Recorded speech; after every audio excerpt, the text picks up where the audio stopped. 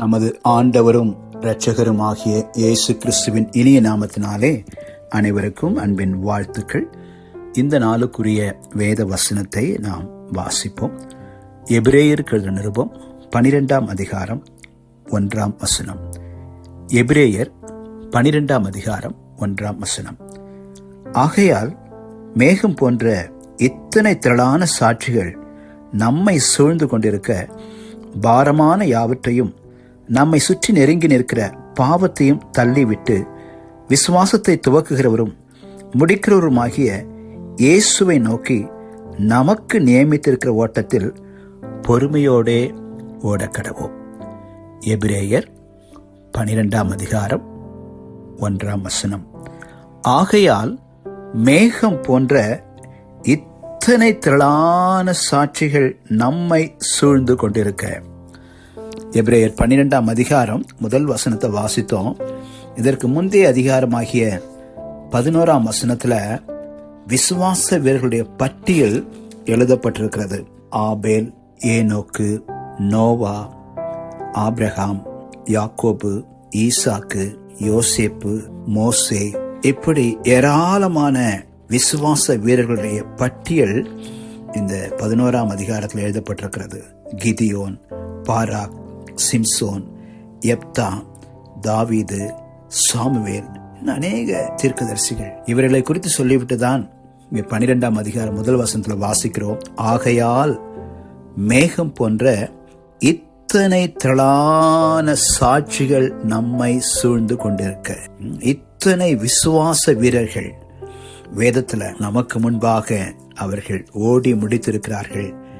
அவர்கள் ஜெயித்திருக்கிறார்கள். விசுவாசத்தினாலே அவர்கள் ராஜ்யங்களை ஜெயித்தார்கள், நீதியை நடப்பித்தார்கள், வாக்குத்தத்தங்களை பெற்றார்கள் என்று எழுதப்பட்டிருக்கிறது. எனவே தேவனுடைய பிள்ளையே, இத்தனை சாட்சிகள் நம்மை சூழ்ந்து கொண்டிருக்கிறது. இத்தனை பேருடைய வாழ்க்கை அவருடைய ஜெயமுள்ள ஒரு வாழ்க்கை, வெற்றியுள்ள வாழ்க்கை, நீதியை நடப்பிக்கும்படியான வாழ்க்கை, வாக்குத்தத்தங்களை சுதந்திரிக்கும்படியான வாழ்க்கையை அவர்கள் அனுபவித்தார்கள். இத்தனை திரளான சாட்சிகள் நம்மை சூழ்ந்து கொண்டிருக்கிறது. எனவே பாரமான யாவற்றையும் நம்மை சுற்றி இருக்கிற பாவத்தையும் தள்ளிவிட்டு விசுவாசத்தை துவக்குகிறவரும் முடிக்கிறவருமாகிய இயேசுவை நோக்கி நமக்கு நியமித்திருக்கிற ஓட்டத்தில் பொறுமையோடு ஓடக்கடுவோம். பாரமான எல்லாவற்றையும் தள்ளுவோம். மனதின் பாரங்கள், பாவங்கள் எல்லாம் தள்ளிவிட்டு இயேசுவை மாத்திரம் நோக்கி, அவர்தான் விசுவாசத்தை துவக்குகிறவர், அவர்தான் விசுவாசத்தை முடிக்கிறவர், அவரை மாத்திரம் நோக்கி பார்ப்போம்.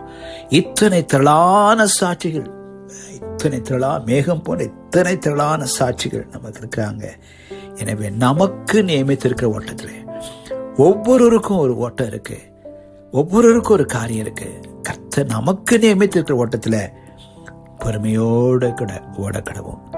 நிச்சயமாக விசுவாசத்தை துவக்குகிறவரும் முடிக்கிறவருமாகிய ஆண்டவராகிய தேவன் நமக்கும் ஜெயத்தை கொடுப்பார்.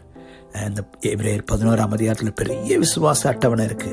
ஏராளமான பக்தர்கள் விசுவாசத்தினாலே காரியங்களை செய்தார்கள், ஜெயித்தார்கள். நாமும் கூட நிச்சயமாக ஜெயிப்போம், வாக்குத்தத்தங்களை சுதந்திரிப்போம். நம்பிக்கையோடு விசுவாசத்தோடு இயேசுவை நோக்கி பொறுமையோடு ஓடுவோம். கண்களை மூடி நாம் ஜெபிக்கலாம். அன்பின் பிதாவே, இந்த அருமையான காலை வேளைக்காக நன்றி செலுத்துகிறோம். தகப்பனே, இந்த நாளிலும் விசுவாசத்தை துவக்குகிறவரும் முடிக்கிறவரும் ஆகிய இயேசுவை நோக்கங்களுக்கு நியமித்திருக்கிற ஓட்டத்தில் பொறுமையோடு ஓடி வர எங்களுக்கு உதவி செய்யுங்கப்பா. காலைதோறும் உடைய கிருபை புதிதாயிருக்கிறது. உடைய புதிய கிருபையினாலே எங்களை நிரப்பும். இந்த காலை வேளையிலும் ஜபத்திலே பங்கு பெறுகிற உடைய பிள்ளைகள் ஒவ்வொருவரையும் கர்த்தர் ஆசீர்வதிங்கப்பா. பாரமான யாவற்றையும் தள்ளிவிட்டு பாவத்தை விட்டு விலகி உம்மை நோக்கி அந்த விசுவாசத்தை துவக்கரும் முடிக்கிறோமாக இயேசுவை நோக்கி பொறுமையோடு ஓடிவர பலன் தாங்க, ஞானம் தாங்க, கிருபை தாங்க. இந்த நாளுக்குரிய விவேகத்தையும் அறிவையும் புத்தியையும் ஞானத்தையும் எங்களுக்கு தாங்கப்பா. ஆண்டவரே, உடைய சித்தத்தை இந்த நாளில் நிறைவேற்ற நமக்கு பிரியமானதை செய்ய எங்களுக்கு உதவி செய்யுங்க. உடைய சாயலை வெளிப்படுத்த எங்களுக்கு உதவி செய்யுங்க. ஆண்டவரே, ஸ்தோத்திரிக்கிற ஐயா, உடைய திவ்ய சுபாவங்களை நாங்கள் வெளிப்படுத்தக்கூடியவர்களாய் வாழ எங்களுக்கு கிருபை தாங்கப்பா. இயேசுவின் சாயலை மக்களுக்கு வெளிப்படுத்த அப்படிப்பட்ட ஒரு வாழ்க்கை வாழ எங்களுக்கு உதவி செய்யுங்க. நாளிலும் எங்கள் தேசத்தை ஆசீர்வதிங்க. இந்திய தேசத்தின் சமாதானத்துக்காய், ஆசீர்வாதத்துக்காய், ரட்சிப்புக்காய் நாங்கள் ஜெபிக்கிறோம். குறிப்பாக இந்த நாளிலும் எங்கள் இந்திய தேசத்தில் உள்ள இமாச்சல பிரதேச மாநிலத்திற்காக நாங்கள் செபிக்கிறோம் ஐயா. இமாச்சல பிரதேச மாநில மக்களை நாங்கள் ஆசீர்வதிக்கிறோம் ஐயா. தகப்பனே ஸ்தோத்திரிக்கிறோம். அங்குள்ள சபைகளை, இமாச்சல பிரதேச சபைகளை நாங்கள் ஆசீர்வதிக்கிறோம் ஐயா. எண்ணிக்கையிலும் தரத்திலும் வளர்ந்து பெருகட்டும் ஐயா.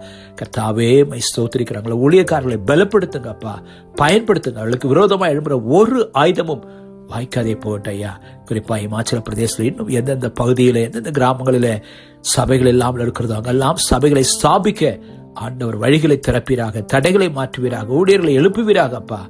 தாழ்த்துக்கிறோம் ஆண்டவர். இந்த நாள் முழுதும் கிருபை எங்களோடு இருக்கட்டும், பிரசன்னங்களோடு கூட இருக்கட்டும். எல்லா மகிமையும் துதியும் புகழ்ச்சியும் உமக்கு செலுத்துகிறோம். இயேசு ரட்சக நாமத்தில் வேண்டுகிறோம் எங்கள் நல்ல பிதாவே, ஆமென். God bless you.